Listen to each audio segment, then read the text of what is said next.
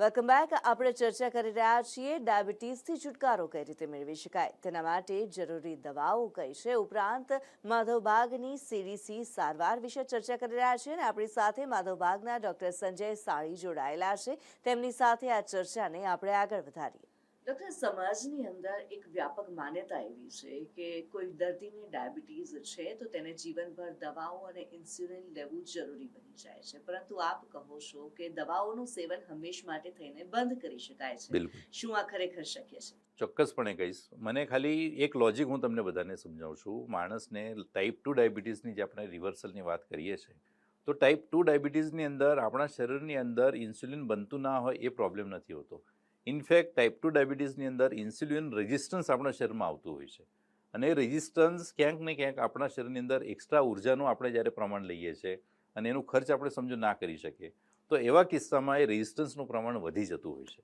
હવે આ જ્યારે ડાયાબિટીસના ઇન્સ્યુલિન રેઝિસ્ટન્સનું પ્રમાણ વધવાના લીધે શુગર વધારે જ્યારે દેખાય છે, તો એવા પ્રમાણ એનું સમજો આપણે એક ઉંમરનો ક્રાઇટેરિયા આપણે કાઢીએ તો ઓલમોસ્ટ 40 વર્ષથી લઈને 50, 55, 60માં વર્ષે લોકોને ડાયાબિટીસના લક્ષણો દેખાતા ચાલુ હોય છે. અમુક પેશન્ટોને વહેલા પણ થતું હોય છે.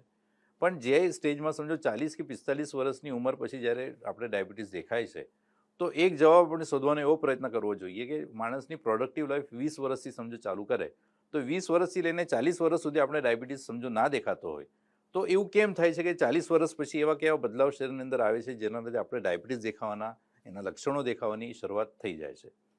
તો એનો અર્થ એવો સમજી શકાય કે 40-20 વર્ષથી લઈને 40 વર્ષની ઉંમર સુધીમાં ક્યાંક ને ક્યાંક આપણા શરીરની અંદર એવા ફેરફારો પોઝિટિવલી થતા હોય, શરીર એવી કોઈક કાર્યપ્રણાલી દ્વારા એને મેનેજ કરતું હોય કે જેના દ્વારા આપણી શુગર કંટ્રોલમાં રહે.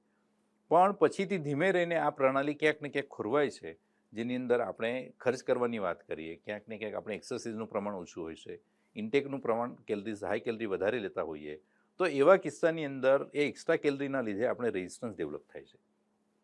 તો જો સમજો જ્યારે આપણે ડાયાબિટીસ ખબર પડે, પણ ડાયાબિટીસ ખબર પડતા પહેલાં અથવા તો એના પછીના ક્રાઇટેરિયાની અંદર, ઉંમરના ક્રાઇટેરિયામાં આપણે જે પોઝિટિવ ફેરફાર પહેલાં શરીરની અંદર હતા એ ફેરફાર સમજો આપણે પાછા ચાલુ કરીએ, જેમ કે એક્સરસાઇઝની વાત કરીએ, ઉર્જાનું પાચન છે, ઉર્જા કેટલા પ્રમાણમાં જરૂર છે અને ઉર્જાને આપણે કેટલા પ્રમાણમાં ખર્ચીએ છીએ, કેટલા પ્રમાણમાં ખર્ચ કરવાની જરૂર છે, એ જ્યારે આપણે વ્યવસ્થિત પ્લાનિંગ કરીને કરી શકતા હોઈએ તો ચોક્કસપણે હું કહીશ કે ડાયાબિટીસના પેશન્ટોની અંદર દવાઓ જે છે એ પણ આપણે ઘટાડી શકીએ છીએ, બંધ કરી શકીએ છીએ, અને બધું જ ખાધા પછી પણ આપણી શુગરનું પ્રમાણ જે છે એ નોર્મલ રહે છે. એના માટેનો આપણે એક જીટીટી ટેસ્ટ કરીએ છીએ.